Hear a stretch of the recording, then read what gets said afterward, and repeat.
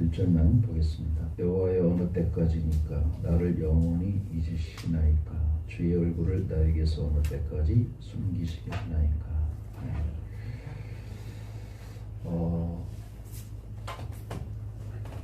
우리 사람들의 세계는 세 가지의 세계가 있음을 이미 정리를 해주고 있습니다. 세 가지의 공간이 있어요. 하나는 과학의 공간이 있고요. 이성적으로 생각하는 뭐 학자들이나 또 전문가들이 보는 그런 시각이고요. 또 한 공간은 종교와 윤리의 세계입니다. 그래서 윤리와 종교가 잘못되면 사회가 혼란스럽죠. 그래서 그거에 집중하는 사람이 있습니다. 그것이 현실로. 그리고 또 한 공간은 예술의 세계입니다. 예술의 세계는 우리가 좀 더 깊이 설명을 하면 판사가 재수를 놓고 유죄 무죄를 판결합니다. 근데 애매하게 판결하기 힘든 그러한 일들이 있습니다. 그때는 솔로몬의 지혜처럼 아주 명쾌하게 판결을 하는 것을 예술이라 그렇게 보았습니다. 그렇게 우리 일상에서 얘기한다면 아침에 내가 어떤 옷을 입고 출근하지? 어떤 백을 메고 갈까? 어떤 신발을 신고 가지? 라고 그 판단하는 그것이 바로 예술이라고 하는 거예요. 왜냐하면 그것이 우리에게 즐거움을 주기 때문입니다. 옷을 이쁘게 입고 가는데 동료들이 오늘 참 이쁩니다. 아름답습니다. 이렇게 얘기해주면 그것이 너무 행복한 거예요. 그래서 사람들은 예술의 세계에 희망을 걸고 살아간다. 이렇게 봤습니다. 자, 세 가지 공간. 하나는 과학의 공간. 또 하나는 종교와 윤리의 공간. 또 하나는 예술의 공간인데 이것이 어느 것 하나도 버릴 것이 없고요. 마지막에 예술의 세계에 우리가 많은 사람들이 가장 많이 거기에 관심을 갖고 있습니다. 그래서 거의 열의 일부분 과학의 관심보다도 또 윤리 종교의 관심보다도 내가 오늘 누구를 선택하고 무엇을 어떤 것을 먹을지 또 어떤 곳을 갈지 이런 것들에 모두가 즐거워하기 때문에 열의 일부분 그쪽에 더 현실로 생각한다라는 것입니다. 근데 모두가 다 중요하다라고 하는 거예요. 과학의 이성적 접근으로 신을 증명하려고 하면 안 됩니다. 죽었다 깨어나도 과학적 방법으로는 하나님을 알 수가 없습니다. 그래서 여러분들이 자꾸 이성적으로 하나님이 있어 없어 그렇게 하면 안 돼. 하나님은 믿음으로 아는 것입니다. 믿음으로. 그 믿음으로 하나님을 만나면 우리에게 선함이 나오는 거예요. 선함이. 언제나 말씀드렸지만 많이 못 배워도 선한 사람이 있어요, 없어요? 있죠. 또 많이 배운 사람이 악할 수 있죠. 많이 못 배워도 선한 사람이 있습니다. 그렇기 때문에 선하고 이성이랑 다르게 본 거예요. 다른 차원에서. 그럼 이 선은 도대체 어디서 나왔는가 하는 임마누엘 칸트는 하나님에게서 왔다. 그렇게 정의를 내리고 있습니다. 그래서 오늘 우리가 말씀 듣기 전에 제가 이 말씀을 드리는 것은 교회 주일날 왔을 때 우리가 믿음으로 하나님 앞에 나아가셔야 됩니다. 지금은 과학의 공간도 아니고 또 예술의 공간도 아니에요. 지금은 내가 믿음으로 하나님을 바라보는 공간입니다.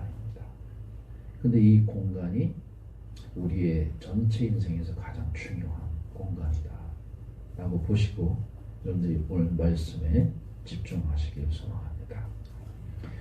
기도 응답에 대해서 잠깐 말씀드릴까요? 기도 응답은 속도에 관련이 있죠. 속도. 언제 오느냐, 응답이 도대체 언제, 주님 도대체 응답을 언제 주신 겁니까? 거기에 우리는 항상 집중을 하고 있는데요. 어느 가정에서 어린 아이들을 태우고 고속도로로 막 달려가는데 자기 아빠 차가 막 다른 차들을 앞질러서 막 하니까 아이들이 막 화를 냈습니다. 와, 우리 차가 정말 빠르다. 우리 아빠 운전 최고 막 그랬는데 조금 있다 보니까는 더 빠른 차가 옆을 휙 지나갔어요.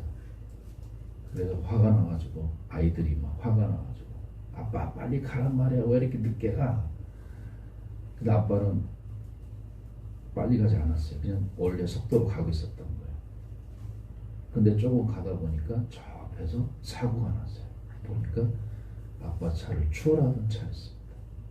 아빠 차가 느리게 간다고 막 엉엉 울었던 아이들, 그 광경을 보면서 기도에 적용해 볼 수가 있어요. 하나님 왜 기도 응답을 빨리 안 주느냐고 우리가 막 그렇게 울기도 하고 땡깡도 부리고 하나님 미워 그리고 이제 삐치기도 하고 뭐 그러는데 하나님은 우리 미래를 다 보고 계시기 때문에 우리의 성향과 우리의 형편과 우리의 환경과 또 우리의 처지를 잘 아시는 하나님께서, 그죠? 우리를 어련히 알아서 하나님께서 인도해 주시지 않을까 라고 하는 그런 믿음이 우리에게 필요하죠. 그러면서 주님을 끝까지 신뢰하고 믿고 의지하는 게 중요합니다. 하나님은 나에게 좋은 것을 주실 거야. 그리고 그 좋은 것은 끊기지 않고 계속 주실 거야 라고 하는 그 하나님에 대한 신실함을 끝까지 믿고 기도하는 여러분 되시기를 소망합니다. 그래서 기도는 쉬지 않고 하시되 응답은 이미 주님께서 계획 가운데 두셨다라는 걸 믿고 기도하시길 바랍니다. 오늘 아침에 제가 기쁜 소식을 들었습니다. 차를 이제 끌고 권사님은 유정희 권사님을 모시러 가려고 하는데 권사님이 밑에 벌써 내려와 계세요. 권사님 위험한데 왜 오셨냐고 앞도 안 보이는데 목사님 기쁜 소식이 있어요. 여기서 보면 저 앞에 현대아파트가 깜깜하게 안 보였었는데 이제 보여요. 간판도 보이고 사람 걸어다니는 것도 보이고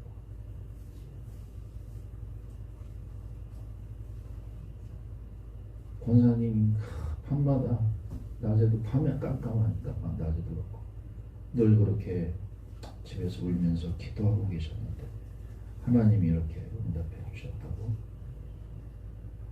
의사도 이런 일은 처음이라 불가능한 일인데 보이기 시작하니까 그래서 좀 약을 처방을 다시 해주시고 조금 더 완벽하게 예전처럼 완벽하게 보이진 않지만 점점점 좋아가시리라 믿습니다. 여러분의 기도도 우리 기도팀에서 매일 쉬지 않고 기도하고 우리 김낙경 집사님 아직 못 나오셨지만 얼마 전에 병원에 가서도 똑같은 케이스로 수술한 사람들은 아직도 누워있고 퇴원도 못하는데 집사님은 생각보다 빨리 회복이 되고 있다. 저는 이 우연이라고 보지 않습니다. 여러분들이 함께 기도하기 때문에 기도를 끊이지 않고 하는 사람은 하나님의 치유의 역사가 있을 줄 믿습니다. 세상은 계속해서 우리를 괴롭히고 병으로 질병으로 여러 가지 환경으로 경제로 짓누르지만 하나님께 의지하고 기도하는 자에게는 하나님이 신실함을 보이십니다. 그렇기 때문에 여러분 어떤 일이 있어도 낙심하지 말고 주님 앞에 끝까지 기도할 수 있는 여러분 되시길 바랍니다. 다윗은 하나님의 존재나 실존을 믿지 않는 사람은 아니었습니다. 실존 좀 어려운 말이죠. 실존은 뭐냐면 쉽게 말해서 자, 두 가지 부르겠습니다. 하나님의 존재는 어딘가 하나님이 있다는 걸 믿어요. 근데 실존이라는 말은 하나님이 현실 속에서 함께 하신다라고 하는 뜻이에요. 그럼 이 하나님이 나와 삶 속에서도 함께 하시나 아니면 옥황상제처럼 저 위에만 앉아 계시나 그 차이거든요. 그래서 두 부류의 사람들이 있는 거예요. 하나님은 존재하는 건 안 믿어. 그런데 내 삶에 함께 하시는 것 같지는 않아. 이렇게 생각하는 부류가 있고, 하나님은 여전히 나와 함께하고 계셔 라고 하는 실존의 하나님을 믿는 사람이 있습니다. 그래서 키에로격으로는 아브라함이 전에 말씀드린 대로 그 사람의 실존은 정확하게 하나님이 자기의 삶에 개입하신다는 것을 믿고 있었습니다. 그래서 아들을 가감하게 바치게 된 것이죠. 거기에 분명히 하나님이 현존하실 것이다. 실존하실 것이다. 모세도 뒤에는 애국군 내가 쫓아오고 앞에는 홍해바다에 건널 수가 없어요. 하나님이 무슨 계획을 갖고 있는지 모세는 몰라요. 근데 모세의 실존의 하나님은 사방이 가로막혀도 하나님은 나에게 길을 여실 것이다 라고 하는 것이 모세의 실존이었습니다. 그 믿음으로 바다 앞에 섰을 때 하나님이 모세 보고 지팡이를 들어 바다를 내려쳐라. 정말 아까 말씀드린 과학의 공간에서는 상상할 수 없는 이야기. 믿음으로 지팡이를 내렸을 때 홍해바다가 열렸습니다. 이것이 바로 하나님의 실존을 믿는 자의 삶에 나타나는 현상입니다. 그렇기 때문에 여러분, 과학도 힘들고 때로는 예술도 다 귀찮을 때가 있거든요. 판단, 여러분이 뭘 맛있는 거 먹으러 가자, 맛있는 음료를 먹으러 가자, 좋은 이쁜 옷 사러 가자, 이런 것도 다 귀찮고 입맛도 떨어지고 다. 제가 코로나가 너무 세게 왔는지 보통 2달까지 간다는 사람들이 3달 가는 의욕이 떨어져가지고 상실돼가지고 회복이 잘 안 되는 거예요. 몸은 아픈 데로 오는데 계속 가라앉아. 어제 밤에 저녁에 내려와서 창을 기도하는데 눈물만 자꾸 나요. 눈물만. 그 회개가 자꾸 나와. 회개가. 이 성도님들 제대로 붙잡아 주지도 못하고 내가 뭐가 이렇게 바쁜지 그런 것부터 시작해서 회개만 자꾸. 오늘 아침에 우리 권사님 기쁜 소식을 들어서 정말 감사한데, 하나님의 실존이라고 하는 것은 내 몸이 의욕이 상실되고 입맛도 없고 재미도 없고 즐거움도 없고 다 떨어져 가는 그 상황에서 내 영혼을 하나님을 바라보고 주님 하고 나가. 그것이 저와 여러분의 실존입니다. 하나님이 지금도 살아서 다른 것은 다 몰라도 내 영혼을 붙들어 주시는 그 하나님과 나와의 그 언약의 관계, 이 관계가 그렇게 중요하다라고 하는 것입니다. 그래서 두 부류의 사람이 있습니다. 하나님의 관계가 더 중요한가? 아니면 내 형편이 더 중요한가? 내 형편이 더 중요하다고 하는 사람은 하나님을 이용하죠. 아니, 하나님을 맨날 구하죠. 뭘 위해서? 내 욕구를 위해서. 그러나 하나님과의 관계를 더 중요시 여기는 사람은 환경이 힘들고 어려워도 주님과의 관계를 더 소중히 여겨서 절실히 주님 앞에 나가는 영혼이 있습니다. 다윗은 하나님을 분명히 믿고 있었고 실존도 믿고 있었습니다. 그런데 지금 하나님이 어디 계시냐? 함께 하시지 않는 것 같아요. 1절에 보니까 여호와여 어느 때까지니까 날 영원히 잊으시나이까 주 얼굴을 나에게서 어느 때까지 숨기시겠나이까. 하나님이 자신을 영원히 잊으신 것 같고 얼굴을 숨기시는 것만 같습니다. 하나님 실존을 분명히 믿어요. 그런데도 하나님이 나와 함께 하시지 않는 것 같아요. 상황이 환경이 힘들 때마다 하나님은 어디 계신가 하고 혼자 부를 때가 많습니다. 다윗의 기도가 우리의 심정이죠. 2절을 같이 읽어볼까요? 시작.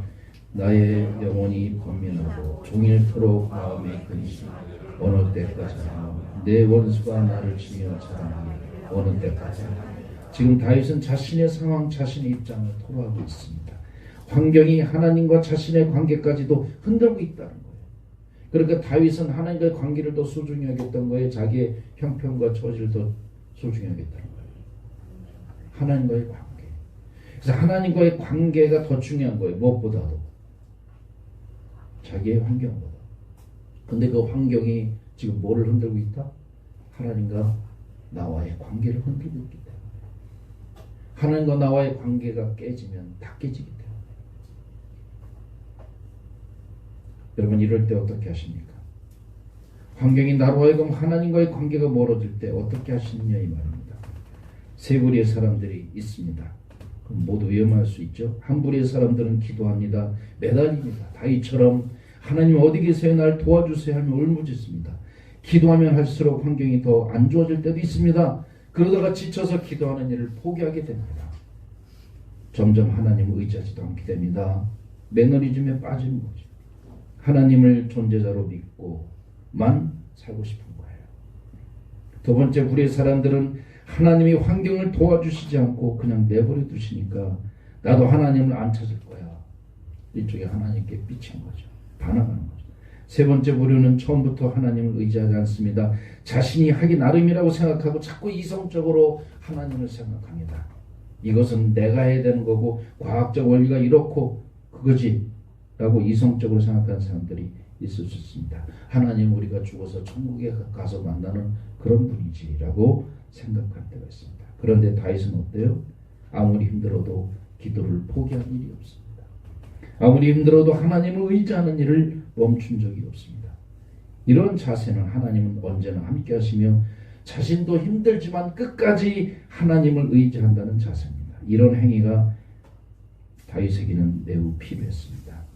기도를 멈추는 순간 자신이 사망의 잠을 잘 것이기 때문입니다. 3절을 같이 읽어보겠습니다. 시작. 여호와 내 하나님이여 나를 생각하사 응답하시고 나의 눈을 밝히소서. 두렵건대 내가 사망의 잠을 잘까. 그렇습니다.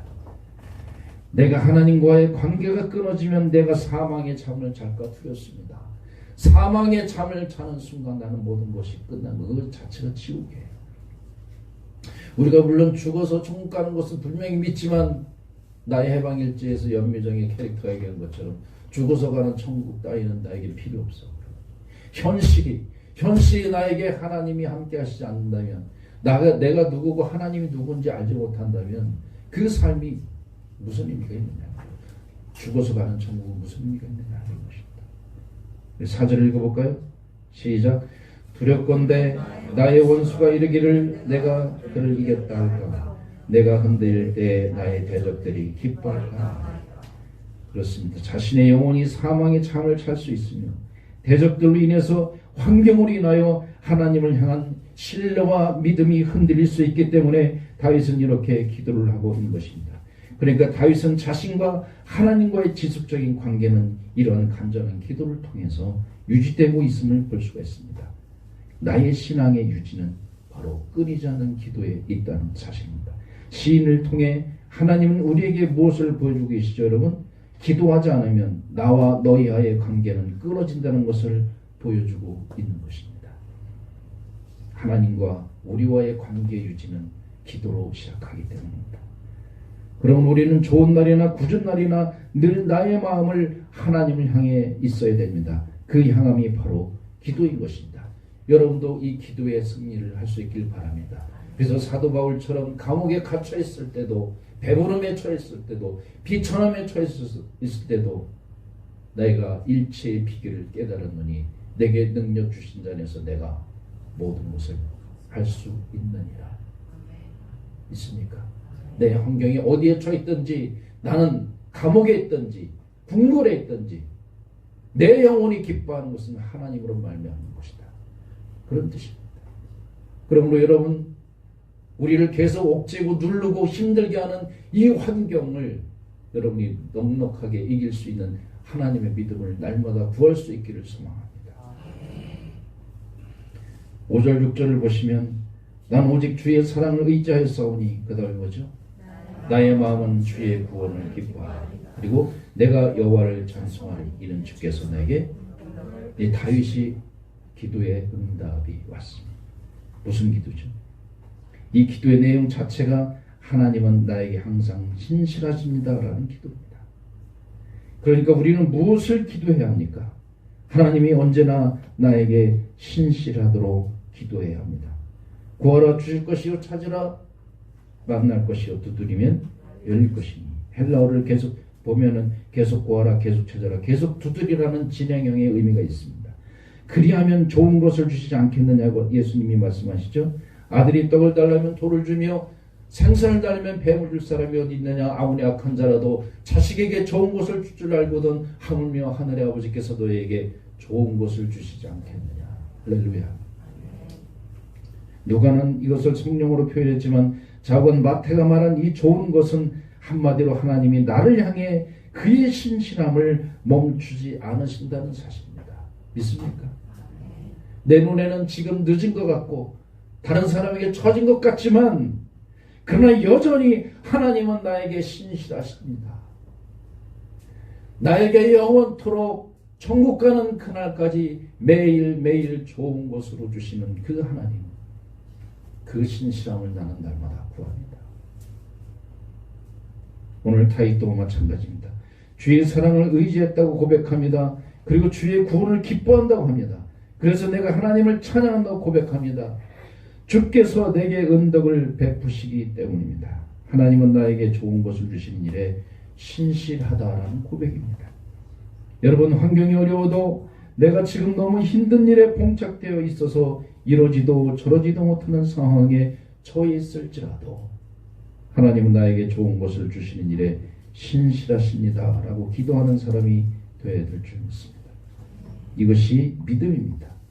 이런 믿음은 나로 하여금 나의 삶을 창조해 가신 하나님을 보게 합니다. 그래서 기도와 믿음은 동전의 양면처럼 때려야 뗄 수 없는 일입니다. 자, 기도는 믿음과 동전의 양면처럼 뗄 수 없는 관계. 경제가 어려워 힘든 사람, 몸이 아파 힘든 사람, 영혼이 공허해서 힘든 사람, 가정의 불화 때문에 힘든 사람, 모두 이렇게 기도하는 일을 멈추지 말아야 됩니다. 어떻게 해요? 따라서 합시다. 하나님, 나는 오직 주의 사랑을 의지합니다. 하나님, 나의 마음은 주의 구원을 기뻐합니다. 하나님, 주의 은덕을 베풀어 주시고 사랑하심에 감사합니다. 하나님, 나에게 언제나 좋은 것을 주시기 위해 일하고 계심을 믿고 감사합니다. 마지막, 하나님, 나를 향한 주의 신실하심을 나는 매일 찬양합니다. 이렇게 매일 고백할 수 있길 바랍니다. 이러한 기도를 멈추지 않는다면 여러분 하나님을 볼 것입니다. 하나님을 만날 것입니다. 야곱이 부모님을 떠나서 삼촌 라반 집에 가가지고 수십 년의 세월을 보내고 있었지만 그의 마음은 하루도 편안한 날이 없었어요. 하나님 나에게 언제 축복을 주시지, 언제 응답을 주시지. 고향으로 내려가는 길에 형님이 들렸습니다. 저 앞에 형님이 천만의 군대를 끌고 나를 향해 300의 군대를 끌고 나를 죽이러 온 것 같아요. 근데 그 형님을 보자마자 뭘 봤죠? 야곱과 에서는 화해를 시작하죠. 형 에서가 야곱의 목을 끌어안고입니다. 그 화해가, 그 사랑이 하나님을 보게 하는 거예요. 하나님을 본다는 것이 바로 그런 의미예요. 그때서 비로소 하나님의 신실함을 보게 됐던 것이죠. 사랑하는 성도 여러분, 믿음이 언제 작동하느냐, 기도를 할 때입니다. 기도는 만사를 변화시킨다. 옛날에 그 정과 목사님이라고 유명한 부흥사 목사님인데 그분이 지은 노래인데, 저 전도사 때 학생들 데리고 매일 기도원 가. 그 찬양 지금도 귀에 챙겨. 기도는 만사를 변화시킨다. 사랑하는 성도 여러분, 한 주간도 주의 신실함을 계속 구하는 축복의 성도들이 되시기를 다시 한번 주의 이름으로 축복드립니다. 기도하겠습니다. 함께 기도하고요.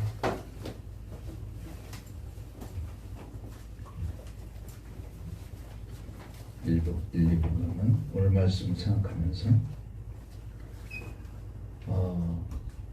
먼저 신실하신 하나님을 구할 수 있길 바랍니다. 자꾸 내 형편에 매여서